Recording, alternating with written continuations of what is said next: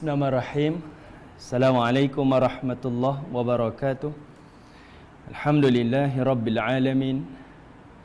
Nahmaduhu wa nasta'inuhu wa nastaghfiruh. Wa na'udzu billahi min syururi anfusina wa min sayyiati a'malina. May yahdihillahu fala mudilla lahu wa man yudlil fala hadiya lahu. Asyhadu an la ilaha illallah wahdahu la syarika lahu. Wa asyhadu anna Muhammadan abduhu wa rasuluh. Allahumma himna rushdina wa'idna min syari nafsina Rabbi zidna ilman nafi'a warzuqna fahma. Allahumma fahman nabiyyin wa hifzal mursalin wa ilhamal malaikatil muqarrabin birahmatika ya arhamar rahimin. Subhanaka la ilma lana illa ma 'allamtana innaka antal alimul hakim. Wa la hawla wa la quwwata illa billahil aliyyil azim. Amma ba', alhamdulillah, pertamanya kita syukur pada Allah Subhanahu wa taala di atas kesempatan masa yang Allah izinkan kepada kita untuk kita sama-sama bertemu dan duduk di dalam majlis ilmu pada pagi ini. Mudah-mudahan Allah Subhanahu wa taala melimpahkan kebaikan, kerahmatan, ketenangan dan juga keberkatan dalam kehidupan kita.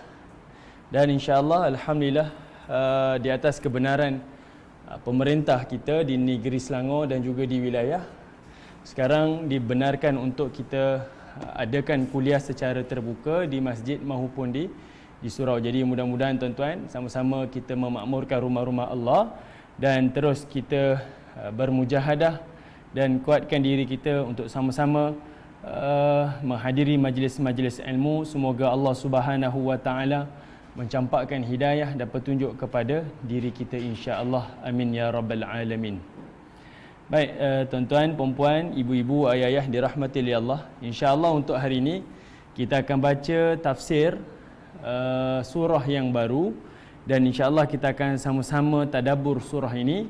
Surah yang sangat sinonim dan lazim kita baca dan mungkin dah hafal, iaitu surah yang ke-32, juzuk yang ke-21. Surah yang dikenali sebagai surah As-Sajdah.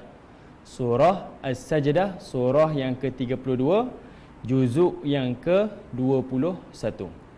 Baik, surah ini mengandungi 30 ayat dan juga surah ini dikenali sebagai surah Makkiyah.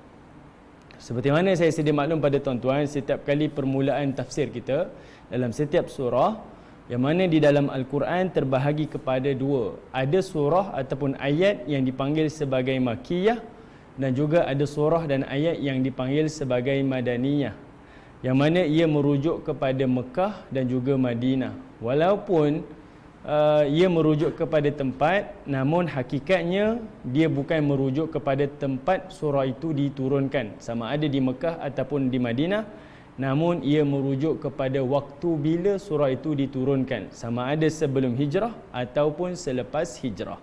Surah Makkiyah, surah yang diturunkan kepada Nabi sebelum hijrah, manakala surah Madaniyah adalah surah yang diturunkan kepada Nabi selepas Nabi SAW hijrah.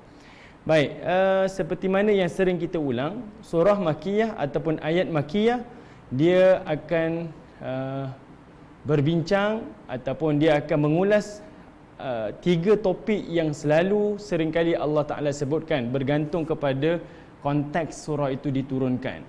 Tak lari dan tak bukan kebiasaannya kepada tiga perkara. Pertama, iaitu berkaitan tentang benarkah Nabi SAW sebagai Rasul. Yang kedua, benarkah adanya hari kiamat. Dan yang ketiga, benarkah Al-Quran diturunkan daripada Allah Rabbul Alamin. Yang ini tiga perbincangan yang sering kali disebut di dalam surah-surah Makkiyah. Saya ulangi sekali tuan-tuan. Surah Makkiyah kebiasaannya berputar isunya kepada tiga perkara. Pertama, berkaitan tentang kenabian Nabi SAW sama ada benar ataupun tidak. Yang kedua, berkaitan tentang Al-Quran sama ada dia diturunkan oleh Allah Rabbul Alamin ataupun tidak. Dan yang ketiga, adakah berlakunya hari kiamat ataupun hari akhirat. Yang ini tiga perbincangan yang menjadi isu dalam kalangan Quraisy zaman orang Mekah yang mempertikaikan Nabi SAW. Sebab itu kalau kita tengok dalam surah-surah Makkiyah, tiga topik ni seringkali diulang dan disebut oleh Allah Subhanahu wa taala, dan tiga topik ni ada disebutkan di dalam surah As-Sajdah. Okey, tiga topik ni ada disebutkan di dalam surah As-Sajdah. Nanti kita akan tengok. Okey. Baik, tuan-tuan yang dirahmati oleh Allah, walau bagaimanapun di dalam surah As-Sajdah kita panggil sebagai surah Makkiyah, namun sebahagian para ulama tafsir menyebutkan ada 3 ayat dan ada pandangan yang kedua mengatakan 5 ayat yang tidak diturunkan sebelum hijrah. Yang mana 3 ataupun 5 ayat ini diturunkan selepas hijrah yang dipanggil sebagai ayat madaniyah.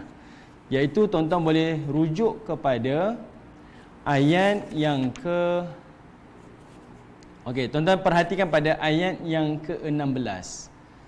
Okey, bermula daripada ayat yang ke-16 sampailah kepada ayat yang ke-20. Para ulama menyebutkan dalam kalangan ulama tafsir, ini 5 ayat yang terkecuali daripada ayat Makkiyah. Ia dipanggil sebagai ayat madaniyah. Bermula daripada tatajafa junubuhum 'anil madaji'i yad'una rabbahum khaufan wa tam'a wa mimma razaqnahum yunfiqun. Daripada ayat itu sehinggalah pada ayat wa ammal ladzina fasaqu fama'wahumun nar kullama aradu an yakhruju minha u'idu fiha wa qila lahum dzuqu 'adzaban naril ladzi kuntum bihi tukadzibun. Ini 5 ayat.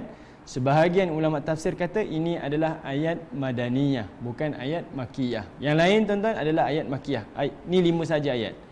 Cuma sebahagian ulama tafsir yang lain pula kata dia bukan 5 ayat tetapi 3 ayat. Bermula daripada ayat afaman kana mu'minan kaman kana fasiqa la yastahun, sampailah pada ayat yang ke-20 waqila lahum dzuqu 'adzaban naril ladzi kuntum bihi tukadzibun. Okey, baik, saya tulis sikit tuan-tuan .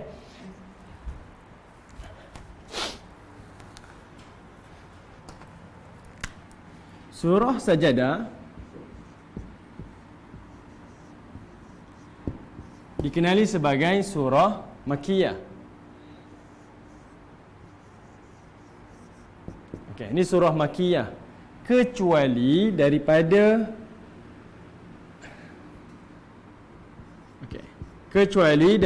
ayat bermula daripada ayat 16 sehinggalah kepada ayat yang ke-20. Okey. Ada pandangan yang kedua kata ia bermula daripada ayat yang ke-18 sehinggalah ayat yang ke-20. Yang ini sahaja dipanggil sebagai ayat madaniyah. Okey. Yang lain adalah ayat makkiyah, ayat yang diturunkan sebelum hijrah. Hanya 3 ataupun 5 ayat yang diturunkan selepas Nabi sallallahu alaihi wasallam hijrah. Okey, yang itu yang saya nak ulaskan kepada tuan-tuan. Cuma persoalan yang timbul, rasanya saya dah pernah tanya pada tuan-tuan, macam mana surah disusun di dalam Al-Quran? Yang mana ayat-ayat yang bertaburan sekitar Mekah dan Madinah ni sebelum hijrah dan selepas hijrah tak diturunkan serentak dalam satu surah, hanya beberapa ayat. Namun bila dikumpulkan di dalam satu surah. Sedangkan waktu yang berbeza, tempat yang berbeza. Bagaimana dia disusun dan siapa yang menyusunnya.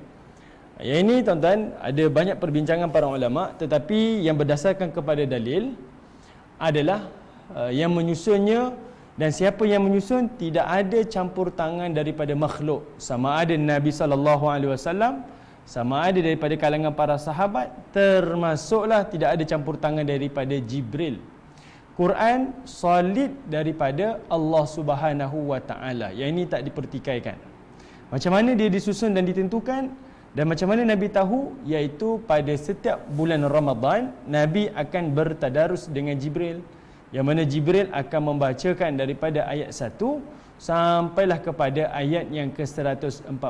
Maka wahyu-wahyu yang bertaburan di sepanjang waktu di Mekah dan di Madinah ini, Nabi SAW maklum ia telah disusun dan ditentukan di dalam surah-surah mengikut apa yang dikehendaki oleh Allah Subhanahu wa taala.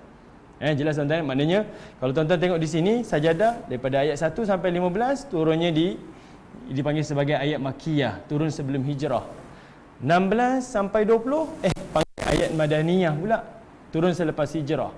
Daripada 21 sampai 30 ayat Makkiyah pula. Siapa yang menyusunnya dan siapa yang menentukan kena letak di tempat yang ini, tak boleh dipindahkan macam ni?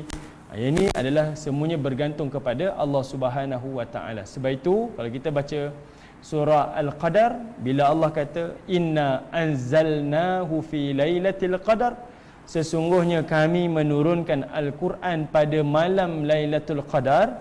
Anzal tu maksudnya Quran 30 juzuk telah komplit diturunkan daripada Lauh Mahfuz ke Baitul Izzah, komplit daripada ayat surah yang pertama sampai surah yang ke-114.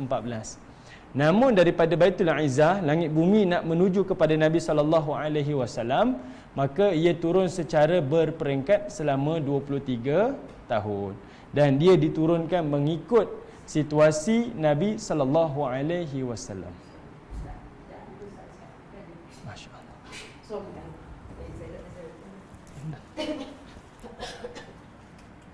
Kenapa? Saya tahu Ustaz, Pak Bin itu susah. Iya ke? Saya kira memang salah yang kerja tu tak banyak. Ustaz kata dia bayar dia balik sebelum itu. Tak Ustaz. Dah selesai, jangan tanya. Okey. Baik.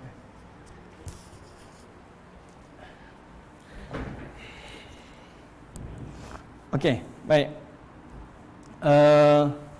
Baik, tuan-tuan yang dirahmati oleh Allah Subhanahu wa taala. Okey, jadi di situ kita mendapat jawapan yang mana ayat-ayat ini tidak ada campur tangan daripada mana-mana makhluk, sama ada Jibril, sama ada Nabi SAW maupun para sahabat. Dan itu menunjukkan Al-Quran tak memiliki satu pun kekurangan dan satu pun kelemahan, sebab ia datang daripada Allah Subhanahu wa taala. Kenapa saya tekankan mukadimah ini?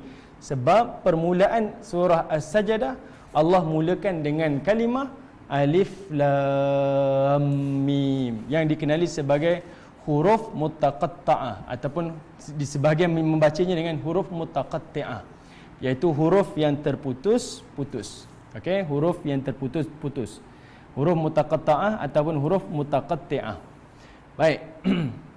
Sebelum kita masuk pada tafsir surah As-Sajdah, ada dua hadis yang sahih yang disebutkan oleh para ulama hadis berkaitan tentang surah Sajadah. Yang pertama, hadis riwayat Imam Muslim dan juga hadis yang diriwayatkan oleh Imam Al-Bukhari daripada Abu Hurairah menyebutkan Nabi SAW di waktu solat subuh pada hari Jumaat, macam hari ini tuan-tuan, pagi tadi kita sembahyang subuh, disebutkan Nabi SAW daripada Abu Hurairah akan membaca surah Alif Lam Mim Tanzil. Dikenali sebagai surah Alif Lam Mim Tanzil, merujuk kepada surah As-Sajdah. Dan juga Nabi akan membaca hal ata 'alal insani hinum minad dahr, merujuk kepada surah Al-Insan. Maksudnya apa tuan-tuan? Abu Hurairah meriwayatkan hadis ini secara sahih daripada Imam Bukhari dan Imam Muslim. Nabi pada salat fardu subuh pada hari Jumaat, Nabi kebiasaannya membaca surah Sajadah pada rakaat pertama, dan Nabi akan membaca surah Al-Insan pada rakaat yang kedua.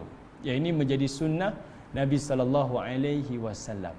Okey, jadi mungkin pagi tadi tuan-tuan yang mengikuti jemaah di masjid maupun yang berjemaah di rumah mungkin telah mengamalkan salah satu daripada sunnah Nabi SAW, membaca surah Al-Insan, Sajadah, dan juga membaca surah Al-Insan. Namun tuan-tuan, Nabi tak melakukannya setiap minggu. Yang ini mesti ada penegasan. Nabi tak melakukannya setiap minggu. Ada orang tuan-tuan sampai setiap minggu dia buat. Okey, setiap minggu dia buat. Walaupun perkara ini sunnah, tapi Nabi tak membaca setiap minggu. Kenapa? Sebab ada beberapa hikmah dia. Yang pertama supaya tidak menjadi beban kepada jemaah ataupun imam. Misalnya tuan-tuan, pagi tadi imam yang kebiasaan membaca surah Sajadah dan surah Al-Insan setiap pagi Jumaat ni, mungkin dia musafir ataupun dalam keadaan keuzuran, tak dapat datang ke masjid ataupun surau. Disebabkan pagi tu tak ada imam yang boleh membaca surah Sajadah dan surah Al-Insan, akibatnya satu kampung tak semayang. Kita takut yang itu, sebab ini perkara yang pernah terjadi tuan-tuan. Satu kampung tak semayang, Bukan tak semayang subuh, semayang, tapi tak melakukan secara berjemaah sebab merasakan ia adalah perkara yang mesti dilakukan pada pagi Jumaat. Jadi sebab itu Nabi tak melakukan secara berterusan setiap minggu. Ada minggu-minggu yang Nabi tak solat dengan membaca surah As-Sajadah dan juga surah Al-Insan. Okey, untuk memberitahu ada pilihan surah-surah yang lain. Namun ada masa Nabi melakukan sunnah ini membaca surah As-Sajadah dan juga surah Al-Insan. Tuan-tuan bayangkan kalau tiba-tiba tak ada imam, semua orang takut pakat ke depan, habis harulah. Bila nak baca surah lain rasa bersalah ataupun rasa nanti dia ada rasa perasaan yang tak sedap. Jadi sebab itu surah ini tak menjadi satu kewajipan, hanya sunnah di sisi Nabi SAW dan kita boleh melakukannya. Yang kedua adalah takut memberi beban kepada jemaah yang mungkin nak cepat, ada urusan lain selepas solat. Misal sekarang kita waktu solat subuh lewat dalam 6 lebih, kita nak masuk pejabat dalam 7.30. Jadi perjalanan mereka yang bekerja di Selangor, di Putrajaya, di Kuala Lumpur ni, jarak rumah ke pejabat kebiasaannya mesti 30 minit ke atas. Keluar lambat, nanti anak lewat ke sekolah, dia lewat masuk ke pejabat. Jadi waktu-waktu seperti ini mesti para imam mahir dalam ilmu fiqh aulawiyat. Jangan dikejarkan bacaan yang panjang kerana mengikuti sunnah Nabi, namun akibatnya dia telah memberatkan kepada jemaah-jemaahnya. Yang ini yang ditegur oleh Nabi SAW kepada Muaz bin Jabal, yang mana Muaz bin Jabal pernah membaca panjang ketika dia mengimamkan solat-solatnya, maka ditegur oleh Nabi SAW agar tidak mendatangkan satu fitnah kepada agama. Jadi kita kena tengok pada keadaan. Kalau waktu solat kita awan dalam 5.45, 5.30 macam dahulu, silakan tuan-tuan nak baca surah Sajadah dan surah Al-Insan. Namun bila dalam keadaan seperti hari ini, subuh kita lewat 6 lebih, maka tangguhkanlah, bacalah surah-surah yang lebih ringkas. Melainkan kalau hari Jumaat itu jatuh pada hari cuti di negeri-negeri tertentu, silakan, tidak ada halangan dan sebagainya. Okey, itu hadis yang pertama. Sunnah untuk membaca Sajadah dan juga Al-Insan pada solat subuh pada pagi Jumaat. Ada juga, ni pengalaman peribadi saya, tuan-tuan. Saya terpaksa terangkan pada tuan-tuan sebab pengalaman saya sendiri mengimamkan solat fardu subuh di sebuah kampung, di sebuah negeri yang agak jauh daripada bandar. Bila kita datang daripada luar, tuan-tuan, dan kebetulan pada pagi itu pagi Jumaat, saya mengimamkan dan membaca surah Sajadah dan juga surah Al-Insan. Habis solat, ada daripada kalangan jemaah yang bertanya, dia bukan pertikai tapi dia bertanya, kenapa solat subuh pagi ini berbeza macam subuh dia yang terdahulu? Sebab pagi Jumaat itu subuhnya katanya saya telah membawa 3 rakaat dalam solat fardu subuh. Okey, mungkin kita rasa adakah benda ni berlaku juga? Sebenarnya ada, tuan-tuan. Kita jangan assume semua orang tahu. Ada daripada kalangan kita yang mungkin tak tahu. Jadi tuan-tuan, bila adanya sujud sajadah ataupun sujud tilawah di dalam solat subuh, bila kita membaca surah Sajadah, memang nampak seakan-akannya macam 3 rakaat. Rakaat pertama kita akan baca daripada ayat 1 sampai ayat 15. Kemudian terus kita sujud tanpa ada rukuk dan iktidal. Terus kepada sujud. Dan sujud di situ hanya sekali sahaja. Sebab kita baca ayat yang ke-15. Kemudian terus bangun dan sambung dengan membaca ayat yang ke-16, tatajafa junubuhum, tanpa perlu diawali dengan bacaan Fatihah. Okey, tanpa diawali sebab sujud di situ tak dikira sebagai rakaat. Sujud di situ adalah dipanggil sebagai sujud tilawah ataupun sujud sajadah. Jadi yang tuan-tuan baca sampai ayat 15, kemudian naik bangun sekali baca ayat 16, sebenarnya itu dipanggil sebagai satu rakaat, bukan dua rakaat. Kemudian tuan-tuan teruskan seperti biasa. Habis baca sajadah tadi ataupun sebahagian, tuan-tuan rukuk, iktidal, sujud, duduk antara dua sujud balik, kemudian bangun rakaat yang kedua. Persoalan ni akan timbul, masalah ni apabila tuan-tuan datang sebagai makmum yang masbuk. Kita datang makmum masbuk kan? Maknanya orang dah solat dah. Tuan-tuan naik, tuan-tuan masuk ketika imam dah baca tatajafa, bangun daripada sujud tilawah tadi. Macam mana tuan-tuan? Maka waktu itu tetap dikira sebagai satu rakaat untuk tuan-tuan. Dikira sebagai satu rakaat. Tak jadi isu pun kalau tuan-tuan saya tertinggal satu rakaat, sebenarnya tak tertinggal sebab dia masih lagi satu rakaat. Hanya sujud tilawah sahaja tadi ada pada ayat yang ke-15. Okey, jadi tidak ada isu. Okey, baik. Hadis yang kedua daripada riwayat Imam Ahmad, membawa satu riwayat, katanya Jabir telah berkata. Hadis ni kita dah baca tuan-tuan dalam surah Al-Mulk. Iaitu kata Jabir, Nabi tidak tidur sehinggalah baginda Nabi membaca Alif Lam Mim Tanzilul, iaitu surah As-Sajdah, dan Nabi akan membaca surah Tabarakalladzi biyadihil mulk. Ini antara amalan yang dilakukan oleh Nabi SAW sebelum Nabi tidur. Jadi mudah-mudahan tuan-tuan, dua hadis ini memberi satu kekuatan kepada kita meneladani dan mengikuti sunnah Nabi SAW. Cuma para ulama dan juga para sahabat Nabi ataupun para ulama hadis tak ada menyebutkan apa-apa keistimewaan pun pada surah As-Sajdah. Surah ni memang istimewa. Semua surah dalam Quran adalah istimewa. Namun tidak ada keistimewaan secara khusus. Okey, apatah lagi kalau kita punya kebiasaan budaya kita tuan-tuan. Kalau isteri mengandung kan, selalu dia akan tanya, Ustaz, apakah surah yang terbaik untuk ibu yang mengandung? Surah Maryam ke? Tak, kalau saya saya akan jawab, bacalah seluruh Al-Quran. Tidak ada surah-surah yang tertentu. Bacalah seluruh Al-Quran. Okey, bacalah seluruh Al-Quran sebab semua surah ni sangat dituntut untuk kita baca. Sayang tuan-tuan, sepanjang hayat kita hanya fokus beberapa surah. Surah apa baca? Surah Yasin sahaja. Sedangkan usia kita 40 tahun, 50 tahun, 60 tahun, Yasin sahaja yang kita baca. Baca surah apa? Al-Mulk sahaja kita baca. Surah apa kita baca? Kahfi sahaja. Hebat sikit Kahfi sebab panjang lagi. Tapi hakikatnya tuan-tuan, seluruh isi kandungan surah-surah dalam Al-Quran ini sangat terbaik untuk kita baca, tadabbur dan kita fahami. Okey, baik. Selesai tuan-tuan untuk permulaan mukadimah surah As-Sajdah. InsyaAllah kita akan masuk terus kepada tafsir surah As-Sajdah.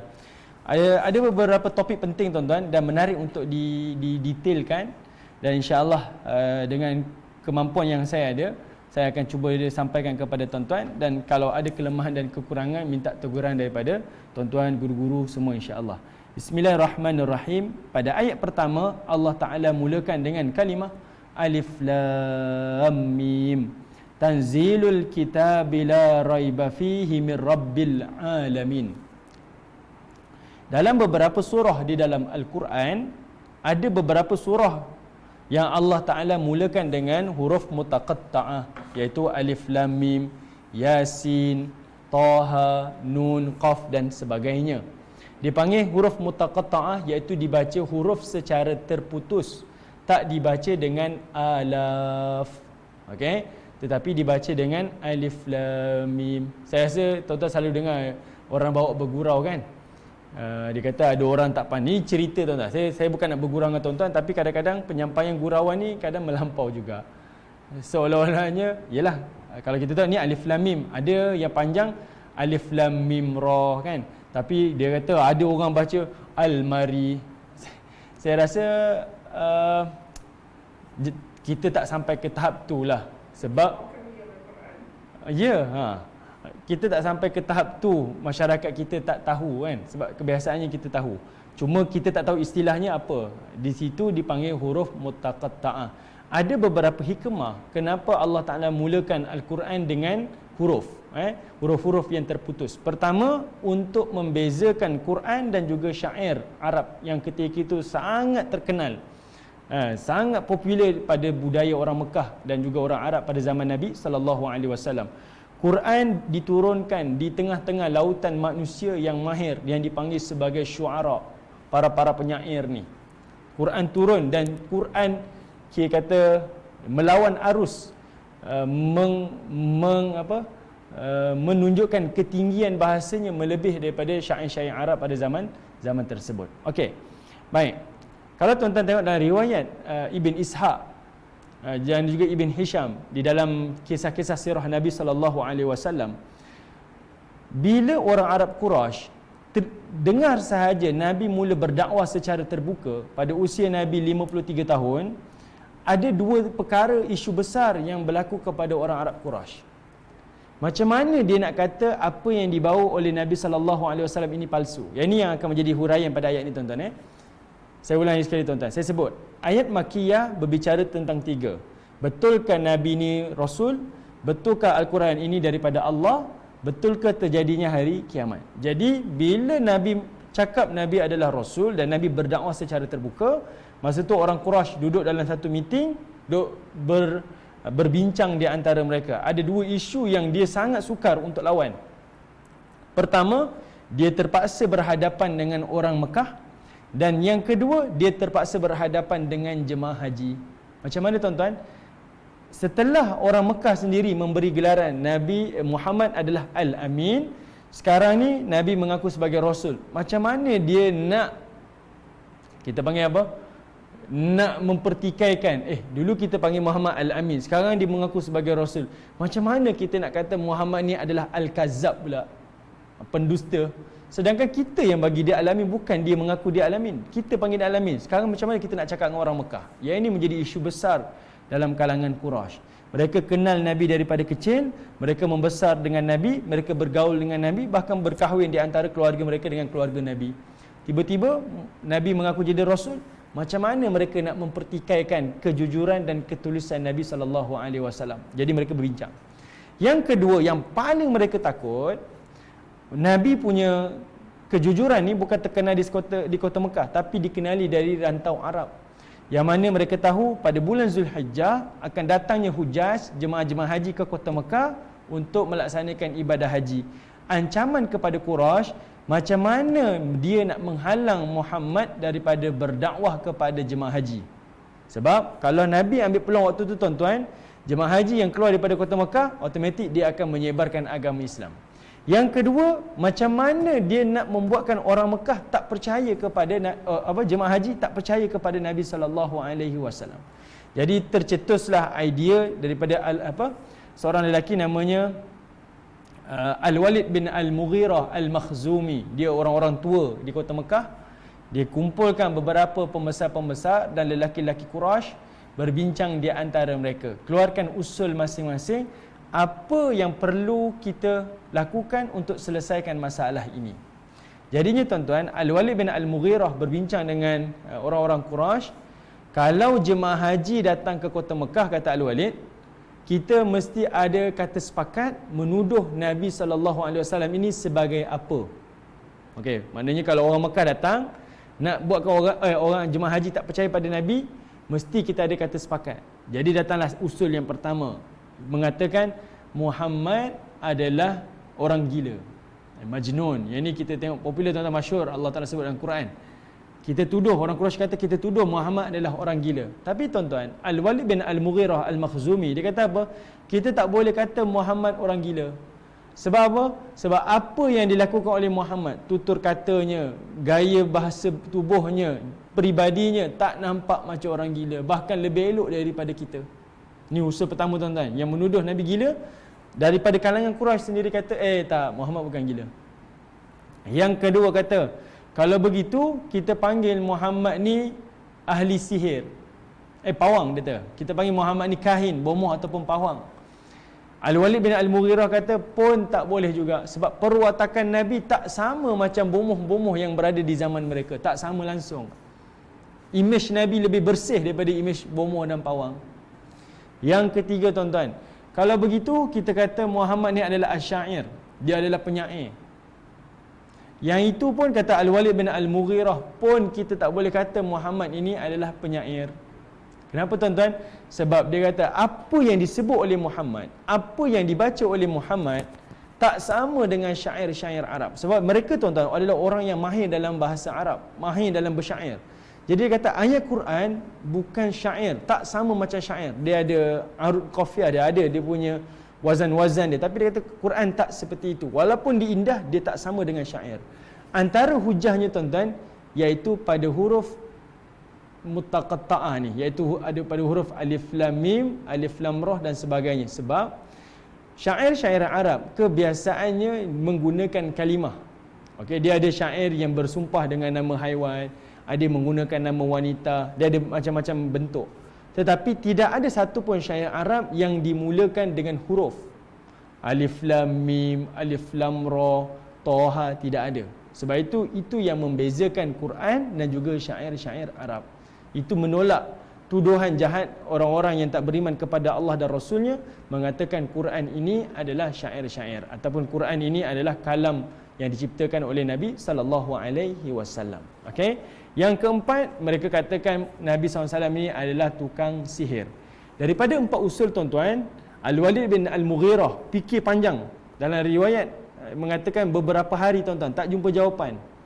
Nak kata gila pun tak, nak kata pawang pun tidak, nak kata penyair pun tidak, nak kata ahli sihir pun tidak.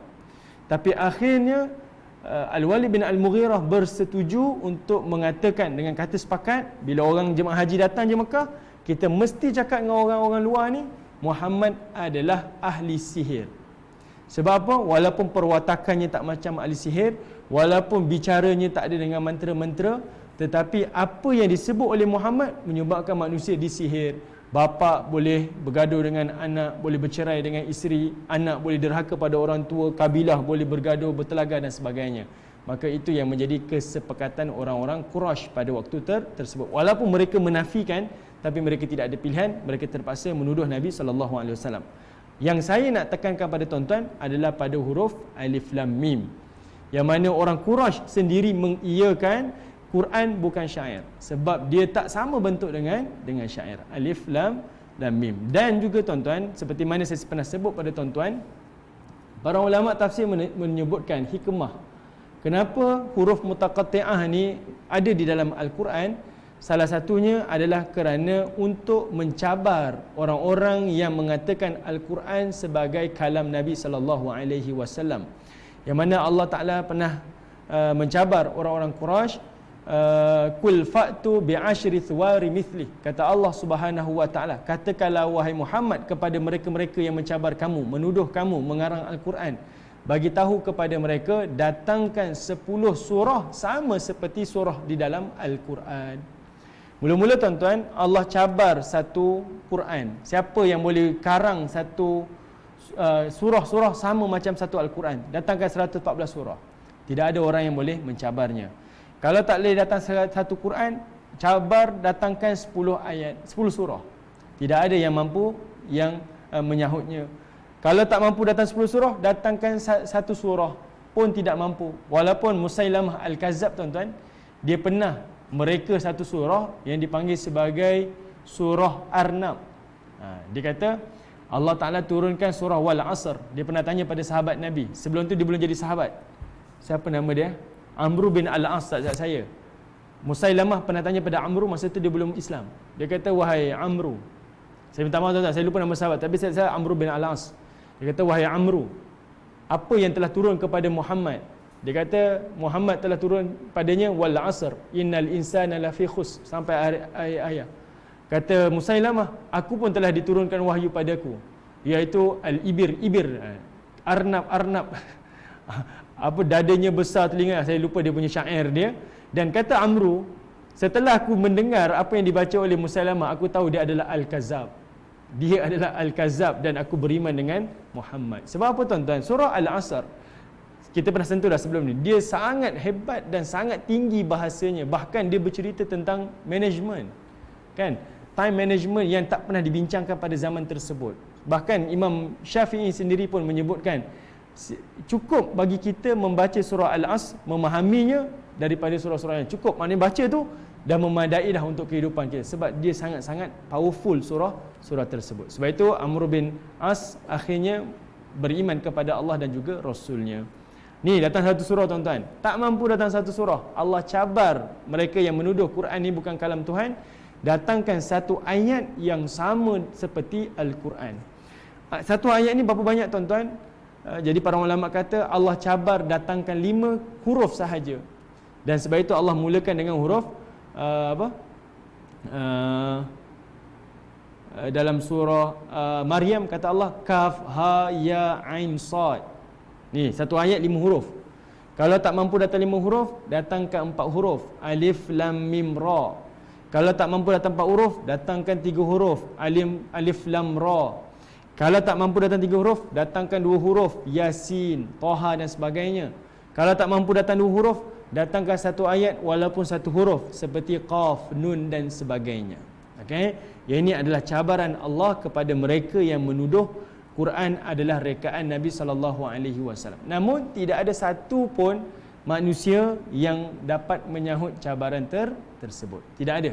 Okey, dan itu antara hikmah kenapa Allah mulakan dengan alif lam mim. Tapi ia tetap menjadi rahsia kepada kita, maksud kepada alif lam mim. Dan lebih menarik lagi tuan-tuan, dalam ilmu al-maghazi, para sahabat Nabi SAW menceritakan Nabi menggunakan huruf-huruf mutaqatta'ah ni sebagai kod rahsia Nabi di dalam peperangan. Bila Nabi letakkan dalam kumpulan tentera Islam, ada orang Ansar iaitu Aus dengan Khazraj dan juga ada orang Muhajirin, setiap kumpulan mereka ini akan diberikan kod-kod rahsia yang tertentu. Sebab apa? Bila mereka pakai baju besi, topi besi, mereka tak akan dikenali. Tak nampak pun tanda-tanda ciri-ciri kamu ni orang Khazraj ke, orang Aus ke, orang Ansar ke, orang Muhajirin, tak dikenali. Bahkan mungkin sama macam orang-orang musyrikin yang lain. Jadi antara mereka menggunakan kod-kod rahsia. Kalau mereka dalam keadaan ketakutan ataupun keliru, maka mereka akan gunakan kod-kod rahsia. Dan kod rahsia yang Nabi gunakan kepada sahabat-sahabat Nabi adalah dengan menggunakan huruf-huruf mutaqatta'ah. Yang ini diriwayatkan dalam hadis-hadis Nabi SAW. Okey? Baik, tuan-tuan yang dirahmati oleh Allah. Sebab itu, kalau tuan-tuan perhatikan pada huruf-huruf mutaqatta'ah ni, alif lam mim, yasin dan sebagainya, ayat yang kedua kebiasaannya mesti Allah Ta'ala menyebutkan berkaitan tentang Al-Quran. Misal pada ayat surah Sajadah, alif lam mim tanzilul kitab, Allah akan turunkan Al-Quran, kan? Alif lam ra tilka ayatul, kan? Tilka ayatul, Allah Ta'ala bercerita tentang Al-Quran. Yasin wal Quranil Hakim, Allah Ta'ala bicara tentang Al-Quran. Cuma saya dah bincang dengan Puan Shima dah, ada beberapa surah yang ayat kedua selepas huruf mutaqatta'ah tak disebutkan cerita tentang Al-Quran. Antaranya Ar-Rum dan Al-Ankabut, kan? Ar-Rum dan Al-Ankabut, dua surah sebelum kepada surah As-Sajadah ni. Tuan-tuan boleh tengok Ar-Rum ayat surah yang ke-30 dan sebelum itu adalah surah Al-Ankabut. Okey, dua surah ini adalah surah 29, surah yang ke-30. Ni surah 32 Surah 30 surah Ar-Rum, surah 29 surah Al-Ankabut. Dua surah ini bila Allah Taala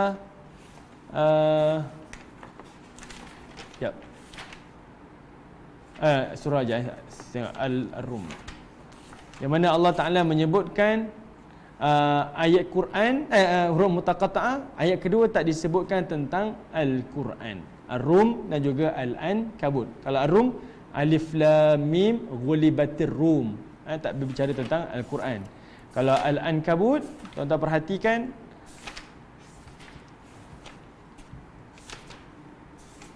Allah sebut alif lam mim ahasiban nasu an yutraku an yaqulu amanna wa hum la yuftanun. Okey, ini dua surah yang tak menyebut tentang Al-Quran secara direct. Tapi seolah-olahnya tuan-tuan, bila Allah sebut huruf mutaqatta'ah, ayat kedua Allah Ta'ala akan sebut tentang Al-Quran sebagai satu seolah-olahnya macam mencabar orang-orang yang menuduh Al-Quran sebagai kalam manusia ataupun kalam Nabi SAW. Sebab itu lepas huruf mutaqatta'ah mesti disambung dengan cerita ataupun ayat berkaitan tentang Al-Quran. Okey, selesai untuk ayat yang pertama. Ayat yang kedua, Allah Ta'ala menyebutkan tanzilul kitab la raiba fihi min rabbil alamin. Allah Ta'ala menyebutkan tanzilul kitab, turunnya Al-Quran, la raiba fi, menghilangkan keraguan padanya, min rabbil alamin, daripada Tuhan semesta alam.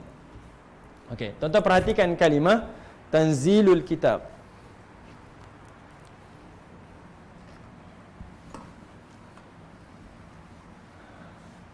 Pada kalimah tanzilul kitab tuan-tuan, ni kita tengok ni dari sudut bahasa saja.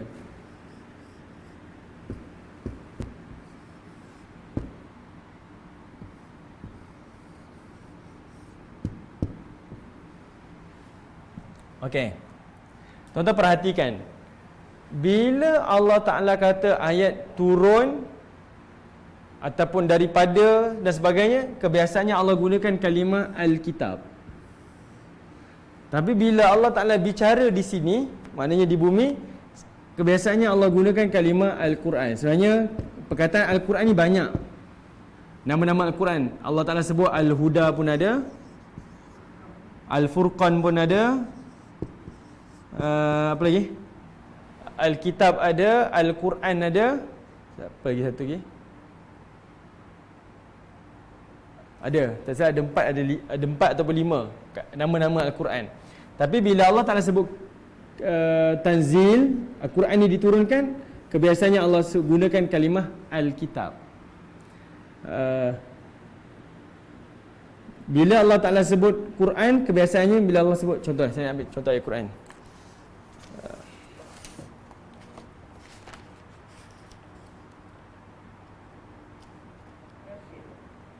Okey, Yasin wal Quranil Hakim kan? Okey. Okey. Baik. Ini antara lah kita boleh tengok macam mana Allah memilih perkataan di dalam Al-Quran. Bila Allah kata tanzilul kitab, kenapa Allah tak gunakan tanzilul Quran? Sama sahaja. Tapi kenapa? Sebab Al-Kitab datang daripada kalimah kataba, tulis. Seolah-olahnya Allah Ta'ala nak mention dia ditulis daripada atas. Sebab itu dia diturunkan Al-Kitab. Manakala kalimah Al-Quran digunakan untuk menunjukkan di sini adalah menunjukkan di sini adalah untuk dibaca. Okey, boleh je Allah gunakan wal kitabil hakim, boleh, tak ada masalah. Tapi pemilihan perkataan pun menunjukkan ketepatan, tidak ada kelemahan, tidak ada kekurangan di dalam Al-Quran. Okey, bila cerita pada penurunan, bila merujuk pada Quran, kebiasaan Allah akan guna kalimah Al-Kitab. Sebab datang daripada kalimah kataba, tulis. Ini adalah benda yang ditulis. Tulisnya di mana? Daripada Lauh Mahfuz. Tapi bila merujukkan di sini, Allah tak gunakan kalimah Al-Kitabil Hakim. Allah gunakan kalimah Al-Quranil Hakim. Sebab dia merujuk kepada dia dibaca oleh mereka yang berada di bumi. Tulisnya di langit, bacanya di bumi. Ini dari sudut bahasa, tuan-tuan. Kita boleh perhatikan. Kalau kita tak menjaga benda-benda macam ni, tuan-tuan, tapi nak tunjukkan inilah antara mukjizat bahasa ni, Allah Ta'ala memilih pemilihan kata yang tepat. Okey. Kemudian Allah menyebutkan kalimah la raiba fi. Yang ni kita tadabbur sikit, tuan-tuan. Kalimah la raiba fi, yang mana Al-Quran tidak ada keraguan padanya.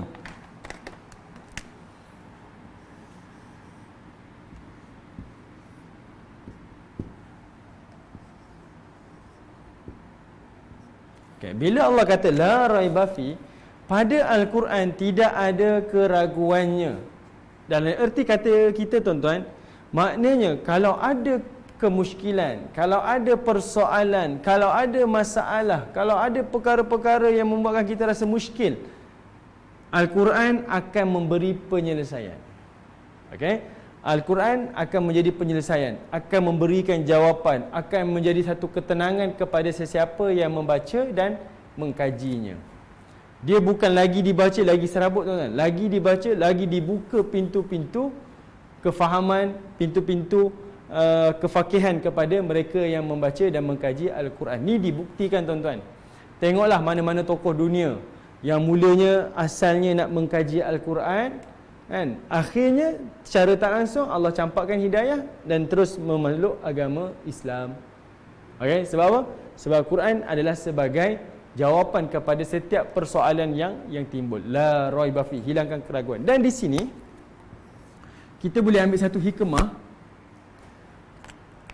Tidak perlu takut kepada persoalan-persoalan yang ditimbulkan. Kita ni kebiasaannya bila ada persoalan yang timbul, kenapa ya kita kena puasa misalnya? Kenapa kita kena puasa? Kita pun cakap, oh jangan tanya soalan macam tu, ni kurang imannya.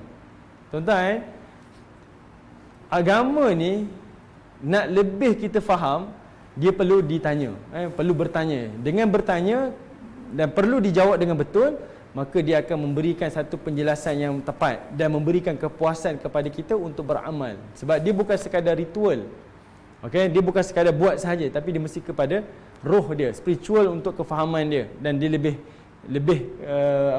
yakin dengan apa yang dia pegang. Jadi kalau anak-anak kita bertanya perkara-perkara yang kadang-kadang tak perlu tanya pun, bagi kita lah, tapi dia nak bertanya, maka jawablah dengan bahasa yang lebih baik dan perlu jawapan yang betul. Misal, saya rasa saya pernah kongsi pada tuan-tuan, pengalaman saya, ada seorang anak muda bertanya, dia kata, saya rasa ragu-ragu dengan Quran sebab kita telah dimomokkan, anak-anak kita lah, generasi-generasi saya dan selepas saya ni, dia kata, kenapa perlu kita rujuk kepada Al-Quran sedangkan ini kitab yang dah lama turun dah? Kenapa tak kita lihat ke hadapan? Kita dah maju ke depan tuan-tuan, tapi kenapa perlu lihat ke belakang? Kenapa? Ini persoalan yang sering ditanyakan oleh orang-orang muda. Antara yang dipertikaikan tuan-tuan, kenapa Allah Ta'ala menyebutkan bidadari sebagai lu'lu'a, mutiara? Saya sampai hari ni ingat dia kata, kenapa bidadari ni Allah kata sebagai mutiara? Adakah Allah resist? Adakah Allah itu resist? Dia kata, adakah Allah itu resist? Kenapa Allah kata bidadari itu macam mutiara? Adakah Allah resist? Kenapa saya panggil resist tuan-tuan? Dia kata, sebab mutiara ni selalu merujuk kepada putih. Kan? Mutiara kan warna putih kan tuan-tuan kan? Dia kata, mutiara merujuk pada putih. Adakah bidadari ni putih? Adakah wanita yang disebut bidadari ni putih? Habis kalau yang kulit hitam, tak boleh jadi bidadari. Adakah Allah tu resist? Dia kata, bukan resist lah, maknanya tak adil lah, membeza-bezakan, membanding-bandingkan. Baik, di sini kita tak boleh halang orang untuk bertanya. Okey, silakan, tapi kita memberi jawapan yang lebih baik lagi. Antara yang saya ingat yang disebutkan oleh Mutawalli Sya'rawi dalam kitab tafsir, ini ulama tafsir kontemporari, dia menyebutkan sengaja Allah Ta'ala menyebutkan bidadari sebagai mutiara untuk merujuk kepada mutiara ini adalah perkara yang disukai oleh manusia, khususnya wanita. Dia tak merujuk kepada warna, tapi dia disukai. Okey, dia disukai. Misal, kalau bidadari itu adalah mutiara, maknanya semua perempuan suka mutiara. Kalau dibandingkan dengan bidadari, lelaki yang berkulit putih suka pada wanita berkulit putih, misal, taste dia memang wanita berkulit putih, maka bidadarinya berkulit putih. Ada lelaki yang suka wanita yang taste-nya berkulit hitam manis, maka bidadarinya berwarna hitam manis. Dia nak merujuk kepada bukan warna, tapi merujuk kepada apa yang disukai. Okey, apa yang disukai. Ini yang pandangan daripada Sya'rawi. Bukan nak kata mutiara, oh dia disandarkan kerana warna putih, maka bidadari itu mesti warna putih. Warna hitam, hitam manis, warna coklat, itu bukan, takkan boleh jadi macam bidadari dan sebagainya. Ini adalah perkara yang tidak tepat pemahaman tersebut. Ini contohlah tuan-tuan.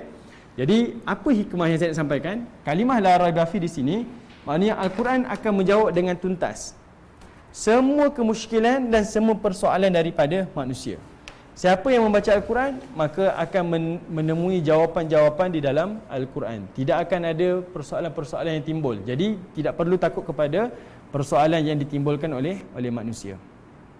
Sebab itu tuan-tuan, Quran tak akan hilang, tak akan menyembuhkan kejahilan manusia kalau Quran ni, saya sebutkan ada beberapa. Pertama, kalau hanya dijadikan sebagai ru'yah.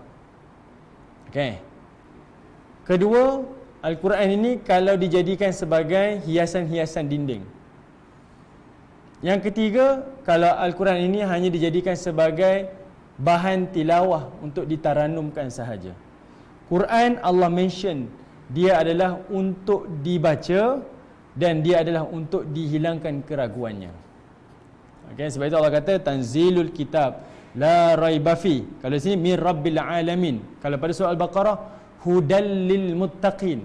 Dia hilangkan keraguan dan dia akan jadikan petunjuk kepada orang yang bertakwa.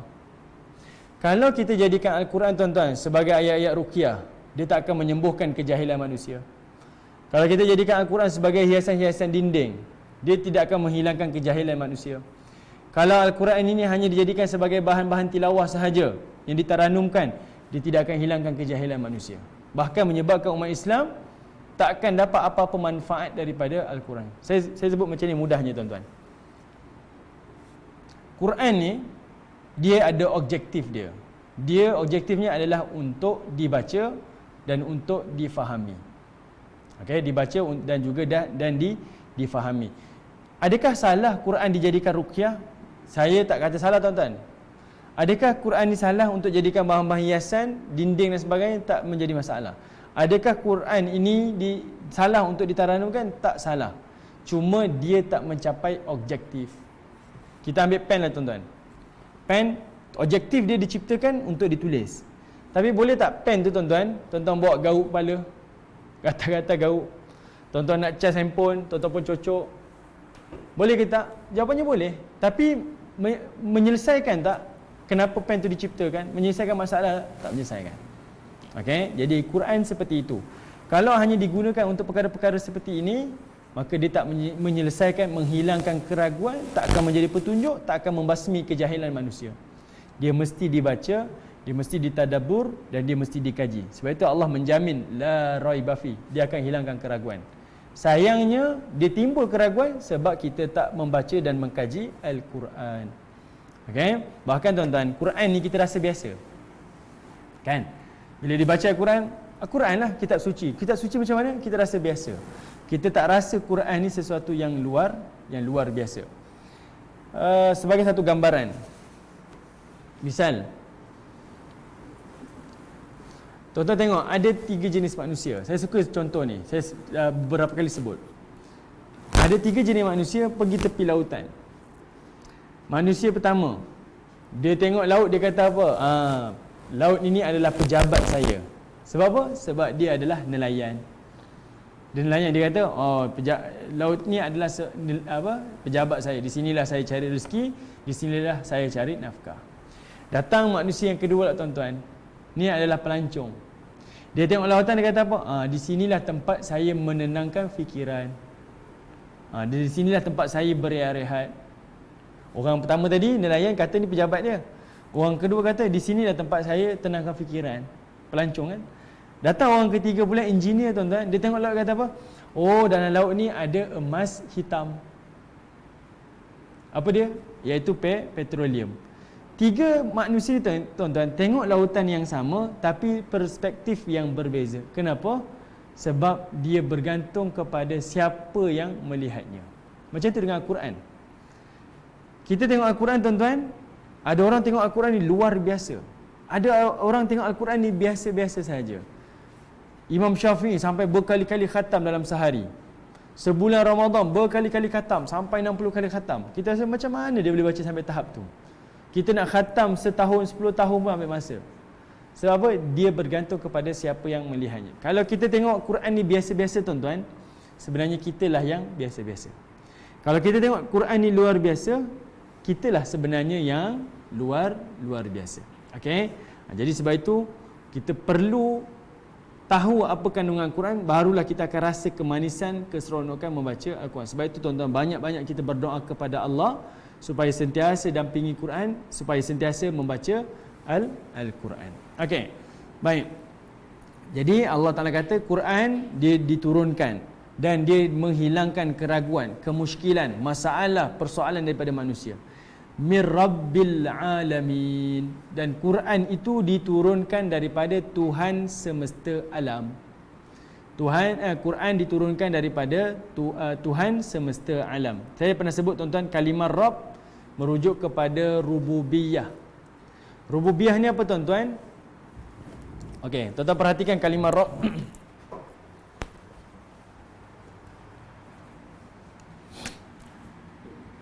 Kita dulu baca surah An-Nas. Allah ada sebut beberapa namanya.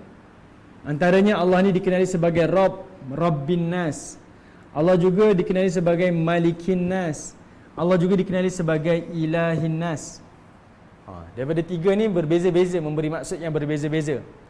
Tapi di sini Allah gunakan Rabbil Alamin. Okey, kalimah Rabb di sini tuan-tuan ada banyak tafsiran, dipanggil sebagai rububiyah. Ni kalau tuan-tuan doa ya Rabbana, ya Rabbi, Allahu Rabbi. Kalimah Rabbi itu tuan-tuan memberi maksud yang pelbagai sebenarnya. Saya nak mudahkan kefahaman. Dalam bahasa Arab, tuan rumah dipanggil sebagai Rabbal Bait. Tuan rumah. Kita Puan Syima sebagai apa? Rent kan. Kita ada tuan rumah. Apa fungsi tuan rumah? Kalau kita datang rumah dia, saya nak fresh orange. Tuan rumah mesti sediakan fresh orange. Saya nak tidur, tuan rumah mesti sediakan tempat tidur. Saya nak pergi toilet, tuan rumah mesti sediakan tandas dan sebagainya. Maknanya kita masuk rumah dia, semua keperluan kita disediakan oleh tuan rumah. Okey, akan disediakan oleh tuan rumah. Dan itu sebenarnya memberi maksud Rabbul Alamin. Maksudnya apa? Allah Ta'ala pada kalimah Rabb, Allah Ta'ala ni pertama adalah sebagai pencipta. Pencipta. Kedua, Allah Ta'ala adalah sebagai pentadbir. Maknanya pencipta ni, tuan-tuan datang kepada alam semesta ni, al-alamin dekat sini tuan-tuan, semua yang tuan-tuan perhatikan, sama ada nampak ataupun tak nampak, tuan-tuan meyakini dia adalah diciptakan oleh Rabb, oleh Allah semesta alam, Rabb. Okey? Macam kita tuan rumah tuan-tuan, setiap inci dalam rumah tu di bawah kuasa kepada tuan rumah. Tuan-tuan boleh ke datang rumah sewa, datang rumah tuan rumah ni, saya suka langsing, saya main ambil je, tak boleh. Saya suka dah sudu ni, kita main ambil, tak boleh. Sebab itu semuanya milik tuan rumah. Jadi Rabb dekat sini adalah Allah adalah sebagai pencipta. Setiap inci dalam alam semesta ni semuanya di bawah penciptaan Allah. Tidak ada yang terkecuali dan tidak ada co-partner dia. Tak, dia adalah memang mutlak milik Allah, penciptaan Allah. Sebab tu Allah guna kalimah Rabb. Yang kedua, bila sebut Rabb, Allah juga adalah pentadbir kepada alam ni ataupun pengurus kepada alam ni. Semua yang berlaku semuanya di bawah kekuasaan kehendak Allah Ta'ala. Itu kalimah Rabb. Maksudnya apa tuan-tuan? Terjadinya manfaat ataupun mudarat ataupun apa-apa yang kepada kita, semuanya di bawah kehendak dan peraturan Allah. Okay? Jadi bila tuan-tuan berdoa kalimah Rabb ni, tuan-tuan tahu sama ada benda tu adalah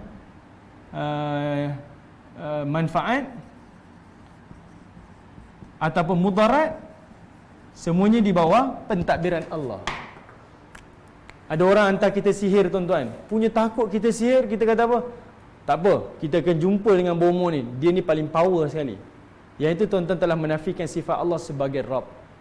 Sebab manfaat ataupun mudarat yang menyentuh tubuh kita takkan berlaku melainkan atas izin Rabb. Sebab tu akidah rububiyah ni pegang sungguh tuan-tuan. Sebab masa itulah kita akan meyakini apa-apa terjadi pada saya tidak akan berlaku atas kehendak melainkan Allah saja. Datanglah tukang sihir power mana pun tuan-tuan, dia nak santau kita, kita tak takut. Sebab terkena ataupun tidak pada tubuh atas izin Rabb. Sebab dia adalah pentadbir. Okey. Dan yang ketiga, Rabb juga disebut sebagai tarbiyah. Allah mendidik kita. Sebab tu kita, bila tarbiyah kan, tarbiyah kat sini ada kalimah Rabb kat sini. Allah mendidik manusia, mengajar manusia juga daripada kalimah Rabb. Okay? Tarbiyah, kalimah Rabb, kalimah rububiyah, itu sifat Allah Subhanahu Wa Taala di bawah nama Rabb. Okey. Sebab itu bila tuan-tuan minta perlindungan Allah dalam surah An-Nas, Allah ajar kita a'udzu birabbin nas. Aku berlindung dengan Tuhan manusia. Tuhan itulah yang menciptakan aku dan menciptakan kejahatan tersebut. Tuhan itulah yang mentadbir manfaat dan juga mudarat padaku. Dan Tuhan itulah yang mendidik aku. Okey, baik.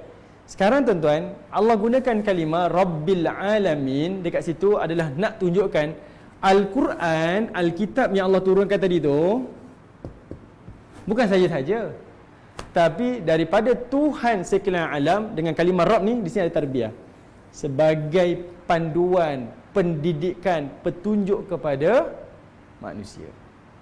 Maknanya kitab ni bukan saja turun, bukan saja nak tunjuk apa-apa pun, tapi adalah sebagai tarbiyah kepada manusia. Ini ajaran pendidikan Allah Ta'ala kepada manusia. Boleh? Alright. Itu maksudnya tanzilul kitab bila raiba fi min rabbil alamin. Jadi pada ayat kedua tuan-tuan, dia telah menjawab persoalan daripada kalangan Quraisy dalam konteks makiyah yang menolak Quran, menolak kenabian, menolak kiamat. Okay, salah satunya menjawab pada persoalan Al-Quran. Mula-mula pada Alif Lam Mim Allah cabar kepada Quraisy, kalau betul Quran ni adalah kalam Muhammad, kamu datangkan ayat yang sama macam Al-Quran, yang setanding dengan Al-Quran ataupun mungkin lebih. Tidak ada yang berani menjawabnya. Yang kedua, Allah menjawab Quran tak ditulis oleh Muhammad, tak dikarang oleh Muhammad, tetapi telah diturunkan daripada Allah Tuhan sekalian alam, la raiba fi, yang menghilangkan keraguan. Kalau tengok pada tafsir tuan-tuan, seperti saya sebutkan dalam surah Al-Mulk dulu, dan surah An-Naba pun saya sebut, Quraisy dia bukan tak percaya kepada Allah. Kan? Quraisy sebelum Nabi lahir pun mereka dah melaksanakan ibadah haji dan melaksanakan ibadah tawaf. Mereka telah memuliakan Kaabah. Mereka beribadah pun di sekitar Kaabah. Mereka berdoa pun di sekitar Kaabah. Bahkan dalam ucapan-ucapan harian mereka pun mereka akan menyebutkan kalimah Allah, Allah. Sebab itu Allah sebut apa? Wa yus'alu apa Allah sebut?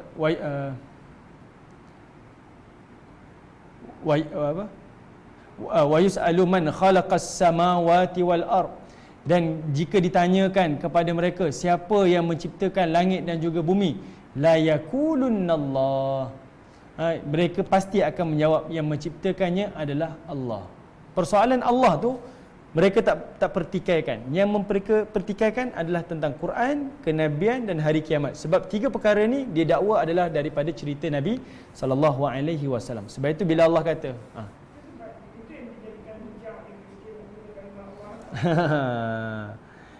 yang itu tuan-tuan, memang saya pun tak setujulah pada peringkat awal. Dia ada dua sisi sebenarnya.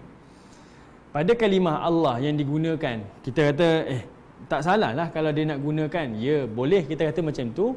Sebab bila orang bertanya pada kita, orang yang bukan Islam tanya pada kita, siapa yang ciptakan kamu? Dia kata Allah. Betul lah Allah ciptakan. Cuma yang jadi isu bila pemahaman Allah dalam konteks dia berbeza dengan kalimah Allah dalam konteks kita. Dan saya rasa benda ni dah semua orang dah bincang dan timbulkan. Kenapa beria sangat kalimah Allah nak digunakan bagi masyarakat di Malaysia ni, sedangkan dalam kitab asalnya, dalam kitab di negara-negara lain tak ada pun kalimah Allah kan dalam kitab-kitab mereka. Bahkan mereka takkan ajar anak mereka yang Tuhan kita ni Allah. Faham tak? Tuan-tuan pergi ke misal ke Itali, adakah dia akan sebut pada anak dia Tuhan dia adalah Allah? Tak. Tapi kenapa beria sangat nak guna kalimah Allah? Ini persoalan yang timbul lah kan. Tapi kalau saya secara peribadi saya tak setujulah. Sebab saya memikirkan saya tak setuju sebab saya memikirkan kesan tu pada generasi akan datang. Generasi akan datang, dia akan merasakan apa beza Allah dalam agama kita dengan Allah dalam agama lain. Dua-dua beriman pada Allah. Yang membezakan adalah tata cara. Yang itu akan menjadi konflik akan datang lah. Bagi saya sejujurnya saya tak setuju. Tapi terpulang kepada pihak berkuasa, pihak yang berautoriti untuk menentukanlah. Okey, baik. Jadi tuan-tuan, pada ayat kedua Allah menjawab, kalau kamu meyakini aku sebagai Allah, Tuhan, kepada orang Quraisy tuan-tuan, Allah nak mengatakan ini kitab yang diturunkan daripada aku, bukan daripada Muhammad. Itu maksud tanzilul kitab la raiba fi hudal lil muttaqin. Orang Quraisy beriman pada Allah. Jadi Allah sebut kitab ini bukan daripada Muhammad, tetapi daripada aku sebagai Rabb. Yang kamu kata Allah ni, akulah yang turunkan kitab ini. Itu Allah Ta'ala menyebutkan confirmation daripada dia. Sebab itu ayat yang ketiga tuan-tuan perhatikan. Allah sebut apa? Am yakulu naftara. Am yakulu naftara ni tuan-tuan, ini adalah ayat ta'ajub, ayat hairan, ayat macam pelik daripada Allah yang Allah persoalkan kepada orang Quraisy. Dia kata, Allah Ta'ala kata, kalau tuan-tuan tak terjemahan am yakulu naftara, tetapi mengapa mereka orang kafir mengatakan dia Muhammad mengada-adakannya? Allah macam pelik. Kenapa kamu boleh kata Muhammad yang ciptakan Al-Quran, sedangkan Muhammad dari kalangan Quraisy terkenal dengan dua perkara. Pertama, ummi, yang tak boleh baca, tak boleh menulis. Dan juga Muhammad juga dikenali sebagai orang yang bukan ahli syair. Macam mana kamu boleh kata Quran adalah daripada Muhammad, rekaan Muhammad? Sebab itu Allah kata am yaqulu naftarah. Itu tanya soal tuan-tuan. Itu istifham tu. Pertanyaan yang Allah rasa pelik. Kat kita lah. Macam mana awak boleh cakap dia buat Quran sedangkan awak tahu dia tak boleh tulis, tak boleh baca dan dia bukan ahli syair. Nabi SAW tuan-tuan disebut dalam surah Yasin pun, Nabi bukan penyair. Orang yang mampu bersyair tuan-tuan, orang yang Allah beri satu gifted, kita katalah. Macam orang menyanyi. Kan, dia pandai menyanyi, suara dia memang sedap. Dia anugerah, dia bolehlah dipelajari. Tapi kalau orang yang dapat anugerah tuan-tuan, dia memang hebat. Sebab zaman tu tuan-tuan, siapa yang ada kemahiran syair, dia mampu naikkan semangat orang pergi perang. Dia boleh datangkan kesedihan pada orang. Itu kemampuan dia. Jadi Nabi SAW ni Allah kata dia tak mampu pun. Memang aku tak berikan anugerah tu kepada dia. Jadi macam mana kamu boleh tuduh Muhammad ni mengada-adakan Al-Quran? Boleh kata dia menciptakan Al-Quran, dia menulis Al-Quran. Pelik sungguh. Am yaqulu naftara. Itu kalimah am yaqulu naftara. Kemudian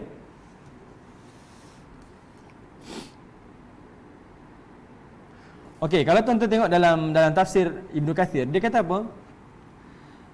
Turunnya Al-Quran la raiba fi tadi itu tidak mengandungi keraguan dan juga keracunan bahawa Al-Quran itu diturunkan. Maksudnya Quran tidak ada kelemahan, tidak ada kekurangan. Min Rabbil Alamin, daripada Tuhan semesta alam. Kemudian Allah Ta'ala memberitahu kepada orang musyrik, am yaqulu naftara. Mengapa mereka orang kafir bertanya Muhammadlah yang mengada-adakan Al-Quran? Akan tetapi mereka mengatakan iftarah, iaitu mengadakan Al-Quran itu dengan dirinya sendiri. Allah Ta'ala rasa macam heran sangat. Kamu tahu Muhammad tak boleh baca, tak boleh tulis, tapi kamu tuduh dia yang menulis, membaca Al-Quran. Di sini tuan-tuan, ada para ulama juga menyebutkan yang mana mereka bukan sekadar menuduh Nabi ni mereka Al-Quran, tetapi mereka menuduh Nabi ni sebagai Al-Kazab, sebagai pembohong. Okay, maknanya membuat-buat, tak pandai, tiba-tiba dalam senyap telah menulis satu kitab untuk terima dakwah kononnya daripada Nabi SAW. Dituduh Nabi sebagai Al-Kazab.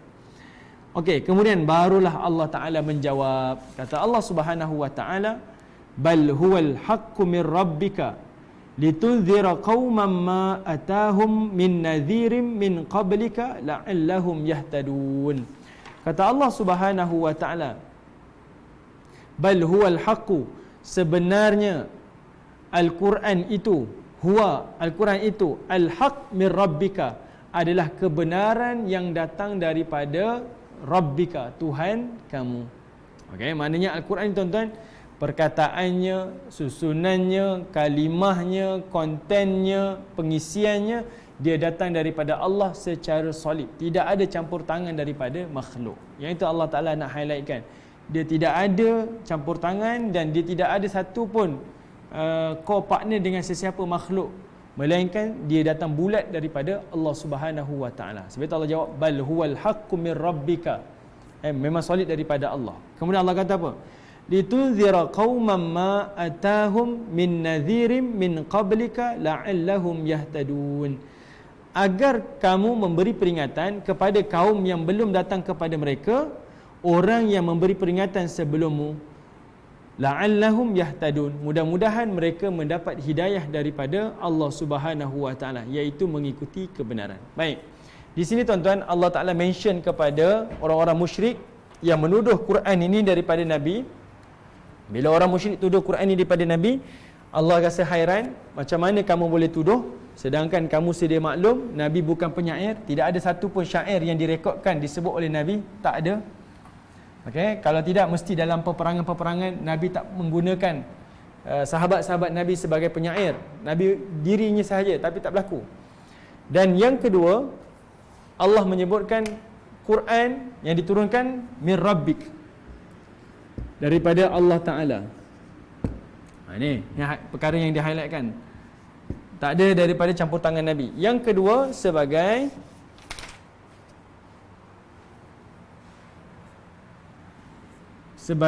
litunzira,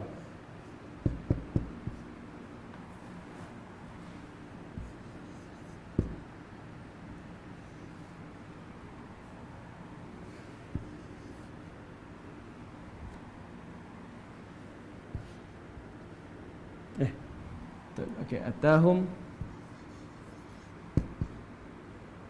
min nadhirim min nadhir min qablik.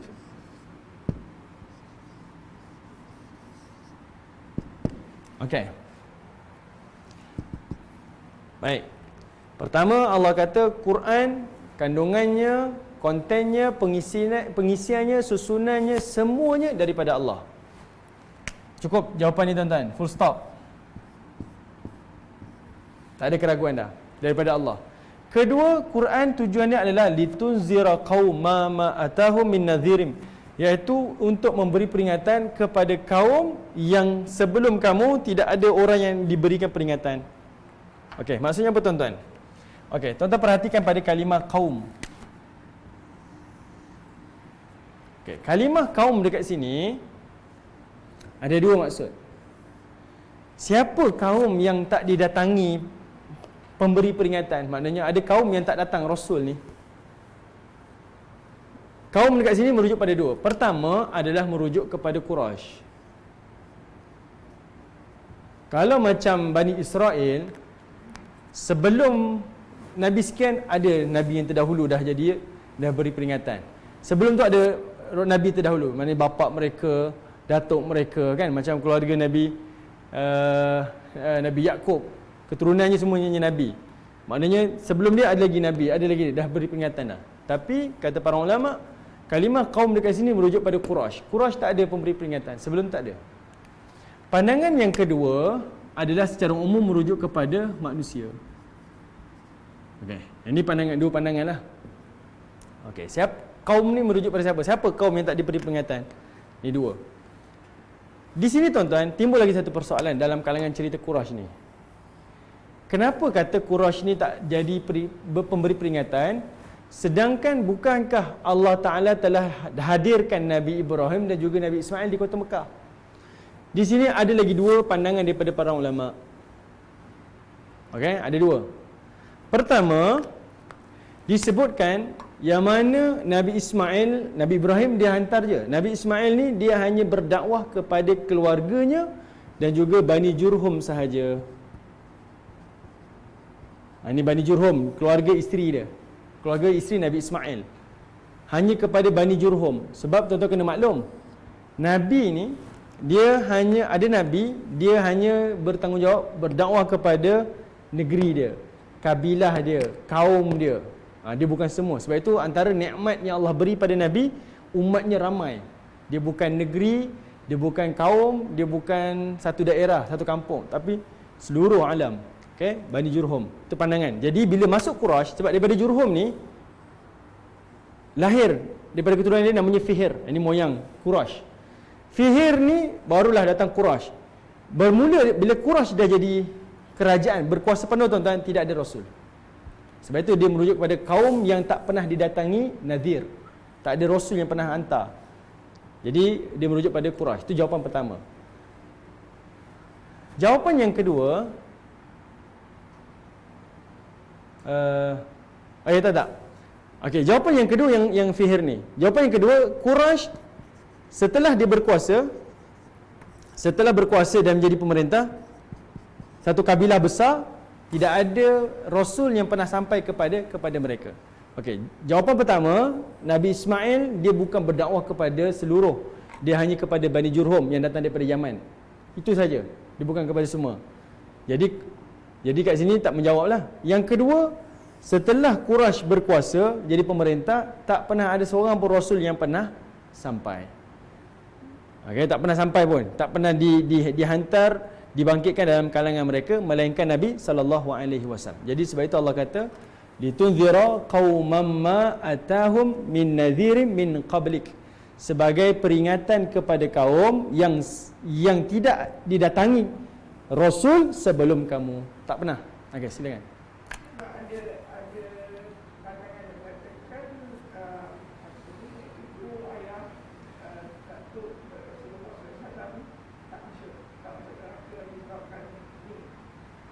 Itu saya tak pasti.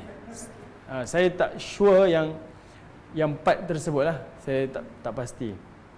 Tapi memang ada isu berkaitan tentang ayah dan ibu Nabi ni. Tapi ini perbincangan panjang lebar. Saya memang tak, saya pernah jumpa perbincangan tu tapi saya tak baca detail lah. Saya tak berani nak ulas. Ada perbincangan tentang ayah dan ibu Nabi SAW. Macam mana kedudukan mereka di akhirat nanti. Dia ayah ibu Nabi tetapi mereka tak beriman kan dengan Allah dan Rasul. Wallahualam, saya tak berani nak jawab. Okey.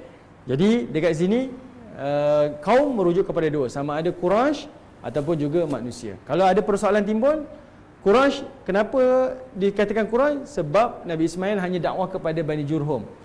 Dan ketika Quraisy berkuasa, tidak ada rasul yang pernah diutuskan kepada mereka. Sebab mereka hanya jadi agama turun temurun.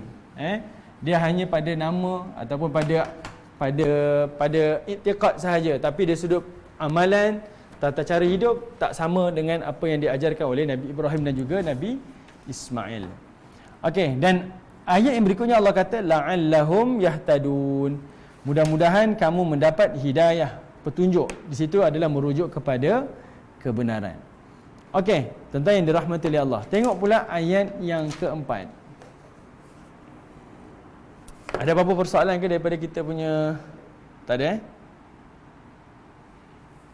Okey, ayat yang keempat, Allah Ta'ala menyebutkan Allahul ladzi khalaqas samawati wal ard wa ma bainahuma fi sittati ayyam thumma istawa 'alal 'arsy. Ini semua orang suka ni tuan-tuan.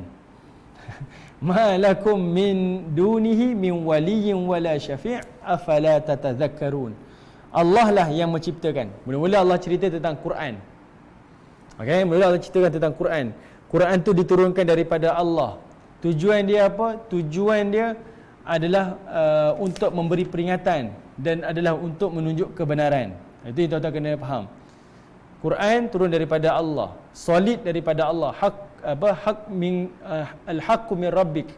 Kemudian sebagai peringatan, kemudian sebagai petunjuk. Kemudian Allah explain, Allah tu siapa? Allahul ladzi khalaqas samawati wal ard. Dialah Allah yang menciptakan langit dan juga bumi. Kalimah khalaqa saya dah pernah sebut pada tuan-tuan. Khalaqa ni adalah penciptaan daripada tak ada kepada ada. Dia berbeza dengan kalimah ja'ala. Ja'ala, benda yang dah ada transform kepada benda yang lain. Jadi bila Allah gunakan Allahul ladzi khalaqas sama, dia menjadikan langit, menciptakan langit dan bumi daripada tak ada kepada ada. Ini satu kuasa mutlak milik Allah. Baik. Kemudian Allah gunakan as-samawat, langit yang bertingkat-tingkat. Nanti tuan-tuan akan tengok Okey. Selalunya kalau kita baca translation in English, untuk as-samawat selalu untuk as-heaven. Heaven. Wallah alam. Saya tak pasti. Oh ya? Selain daripada heaven, kita kata skies. Dia terjemah sebagai heaven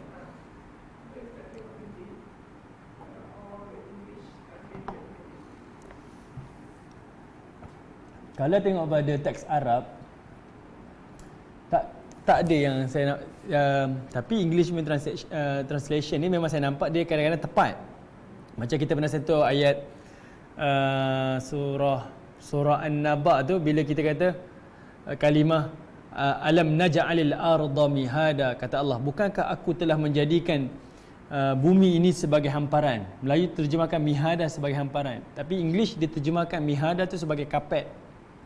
Maknanya kalimah kapet tu lebih dekat dengan kalimah Arab. Mihada tu dia macam buaian, maknanya dihamparkan penuh dengan keselesaan, penuh dengan kelengkapan, kesempurnaan, macam itulah. Kalimah dalam surah apa lagi yang saya tengok, surah Al-Maun, kalau English dia terjemah sebagai tools kot. Al-Maun kalau kita tengok dalam terjemahan Melayu dia sebut pertolongan, bantuan macam itulah. Tapi kalau English disebut perkakas-perkakas rumah, betul tak? Al-Ma'un.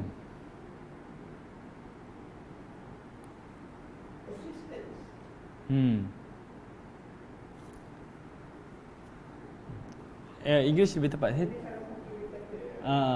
Cuma saya tak pernah jumpa pula teks Arab as-samawat merujuk kepada heaven. Kena tengok, kena tengoklah. Okey. Okey, baik. Jadi Allah Taala kata kami menjadikan, menciptakan. Kalimah tu dah bentuk besar tuan-tuan, menciptakan daripada tak ada kepada ada. Tidak ada sesuatu yang mendahului Allah.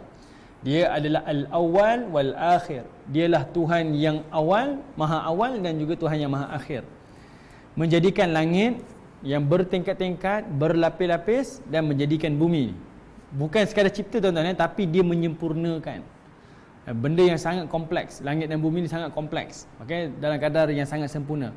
Wama bainahuma, dan di antaranya.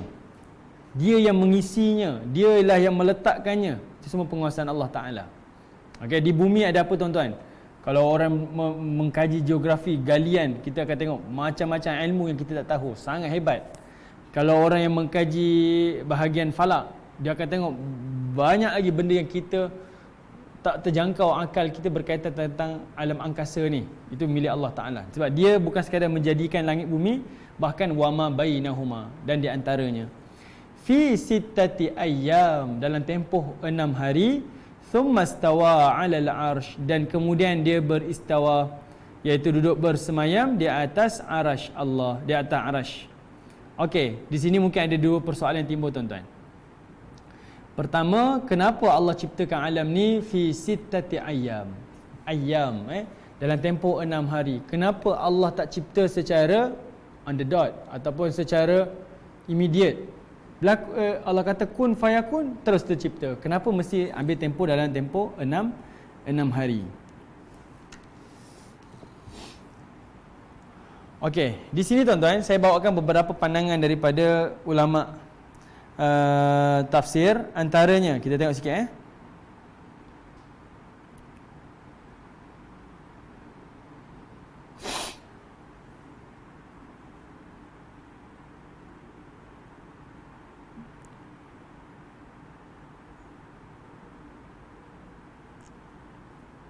Okey, yang pertama, daripada pandangan Imam Qurtubi, dia berkata dalam tafsirnya, iaitu tafsir Jami' lil Ahkamil Quran. Kata Imam Qurtubi, dia kata disebutkan masa, iaitu 6 hari. Kalau ingin menciptakan dalam waktu sekejap, saya baca terjemahan tuan-tuan Kalau ingin menciptakan, Allah nak ciptakan dalam waktu tempoh serta-merta, pasti Allah Ta'ala boleh melakukannya, sebab dia berkuasa mutlak. Itu kudrat Allah Ta'ala, di mana Allah Ta'ala mampu menjadikan dalam masa sekelip mata. Akan tetapi Allah juga menginginkan dalam tempoh-tempoh yang tertentu. Maksudnya, kata Imam Qurtubi, kalau Allah kata dia nak cipta 6 hari, itu adalah milik dia. Kalau dia nak ciptakan dalam tempoh sesaat, itu juga milik dia. Itu kehendak dia. Imam Qurtubi mudah macam itu tuan-tuan. Maknanya kalau orang petikai, kenapa nak kena 6 hari? Kenapa tak 5 hari? Kenapa tak 3 hari? Itu adalah kehendak Allah Ta'ala, kata Imam Qurtubi. Itu adalah kehendak Allah Ta'ala. Akan tetapi, kata dia, antara hikmah kenapa Allah Ta'ala ciptakan dalam tempoh 6 hari adalah untuk membuktikan ketepatannya di dalam setiap urusan dan menunjukkan kekuasaan Allah kepada para malaikat. Ini pandangan daripada Imam Qurtubi. Contohnya macam mana tuan-tuan? Contoh, kita ambil contoh kita. Kenapa kita ni dilahirkan mesti ada proses? Daripada pernikahan orang tua kita, ibu dan ayah, maka proses kita. Bukankah Allah Ta'ala boleh ciptakan kita tanpa ada proses tu? Allah kata kun fayakun, jadi je terus. Kenapa kena ada proses? Macam Nabi Adam kan, Allah Ta'ala cipta tanpa ada ibu bapa. Sampai ada orang tanya, dia tanya, Nabi Adam tu ada pusat ke tidak? Mula-mula saya rasa dia bergurau tau. Sebab pusat ni adalah sumber makanan seorang bayi di dalam kandungan kan. Jadi dia tak ada ibu, dia ada pusat ke tak? Mula saya ingat dia bergurau, tapi bila saya fikir, soalan dia tu sebenarnya benda lain kan. Dia kata macam tu. Jadi Allah Ta'ala berkemampuan. Bahkan kalau kita tengok bidadari dalam syurga, dia tak memerlukan pada ibu ayah dia. Dia diciptakan tidak ada proses kecil, remaja tak ada. Dia terus inna ansha'nahunna insya'a faja'alnahunna abkara urban atraba.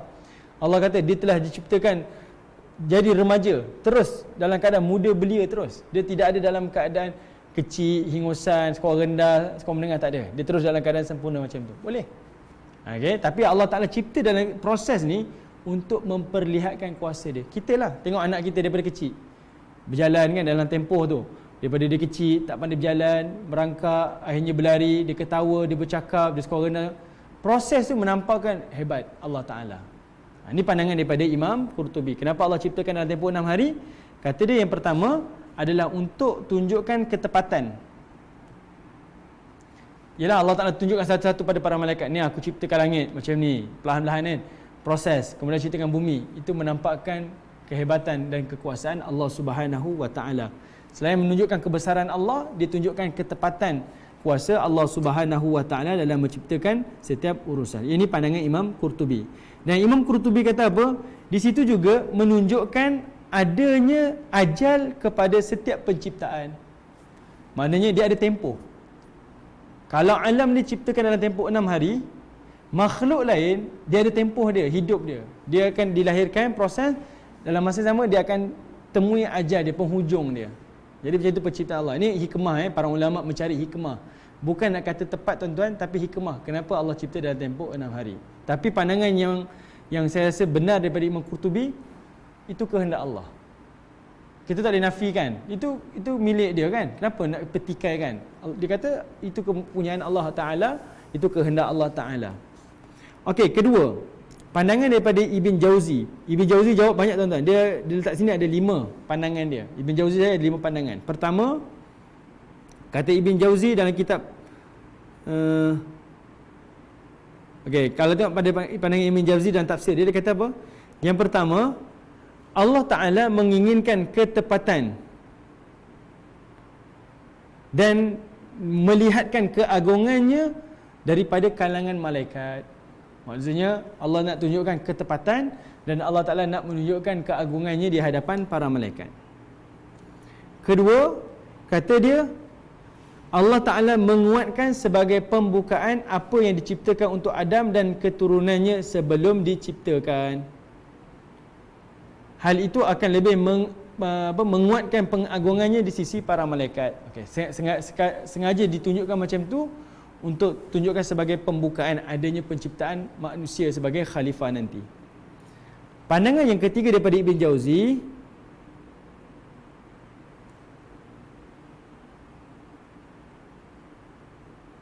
okey, dia kata apa? Sebenarnya di situ membuktikan kekuasaan Allah Ta'ala. Secara tepat dia kata membuktikan kuasa Allah Ta'ala.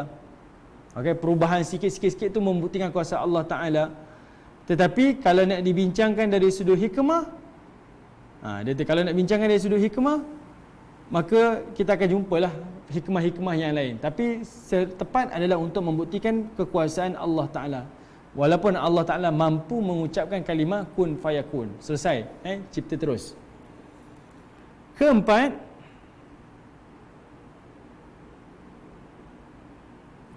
okey, dia kata apa? Allah mengajarkan kepada para hamba-Nya agar lebih tepat. Kalau melakukan yang lebih tepat itu dilakukan oleh yang tidak pernah tergelincir, maka orang yang tergelincir itu lebih utama untuk lebih tepat dalam seluruh urusan. Maksudnya apa tuan-tuan? Di sini kata Ibn Jauzi ayat keempat, jawapan yang keempat adalah untuk mengajar hamba-Nya agar lebih tepat. Maksudnya ada proses dalam penciptaan. Dalam satu perbuatan tu ada proses dia. Okey, sikit-sikit tu adalah proses dia. Dan menunjukkan kesempurnaan. Kalau sini dia kata tergelincir, katakan tergelincir. Maksudnya kesempurnaan tu ada, proses tu menunjukkan kesempurnaan. Okey, yang kelima. Yang kelima dia kata apa? Penciptaan secara perlahan itu adalah untuk menjauhkan daripada tuduhan ini adalah kebetulan. Tuan-tuan faham tuan-tuan? Dia kata apa? Penciptaan secara perlahan ini adalah untuk membuktikan dia bukan secara kebetulan, tetapi adalah nak menunjukkan dia adalah perkara yang dikehendaki. Sebab apa tuan-tuan? Bila benda tu terjadi secara ni, ni kebetulan. Kita akan buat tuduh macam tu. Benda tu tak sengaja terjadi. Tapi bila ada proses, dia adalah perkara yang dirancang, yang dikehendaki, yang memang diciptakan dengan kehendak tu, dengan kudrat, dengan kekuasaan dan sebagainya. Ini pandangan daripada Ibn Jauzi. Okey. Baik. Okey. Ada tak pandangan yang lain? Okey. Dalam pandangan daripada Al-Qadi Abu As-Sa'ud, dia kata apa? Dia kata penciptaan langit dan bumi ini adalah secara perlahan, adalah untuk memberi pelajaran kepada makhluk, adalah supaya tenang dalam segala urusan. Ini hikmah lah kan. Dia maknanya para ulama fikir hikmah, tak kata tepat. Tapi dia kata apa? Nak menciptakan satu kesempurnaan itu adalah untuk proses tu adalah tenang, itu membawa kepada proses kesempurnaan. Ini atas kudrat dan kehendak Allah Subhanahu wa taala. Wallahu alam tuan-tuan, memang tak diketahui. Bahkan Al-Hafiz Ibn Kathir pun tak ulas dalam tafsir surah As-Sajdah ini berkaitan tentang kenapa diciptakan 6 hari. Tapi ini antara hikmah-hikmah lah, proses 6 hari. Macam mana? Yang pertama tadi Ibn Jauzi ke daripada Imam Qurtubi? Ibn Jauzi kata yang pertama tadi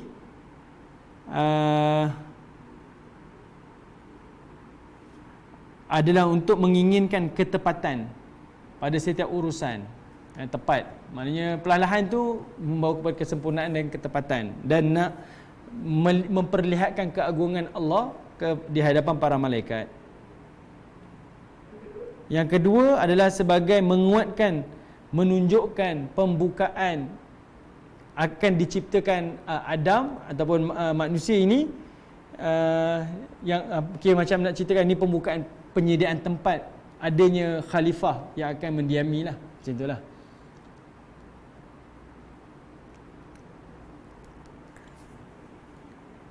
Okey, tuan-tuan yang dirahmati oleh Allah, kita dah sampai ke penghujung ni.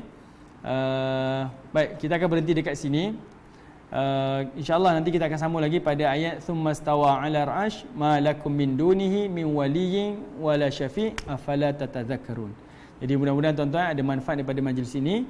Semoga Allah Subhanahu wa taala menerima amalan kita, dan semoga Allah Subhanahu wa taala memberikan kita kefahaman seperti mana kefahaman Nabi dan juga para sahabat, insya-Allah. Saya akan cuba menyampaikan apa yang mengikut kemampuan saya. Kelemahan, kesalahan dan sebagainya mohon teguran. Mudah-mudahan kita sama-sama dapat menyampaikan kebenaran daripada Allah dan juga Rasulnya. Wallahu a'lam. Assalamualaikum warahmatullahi wabarakatuh.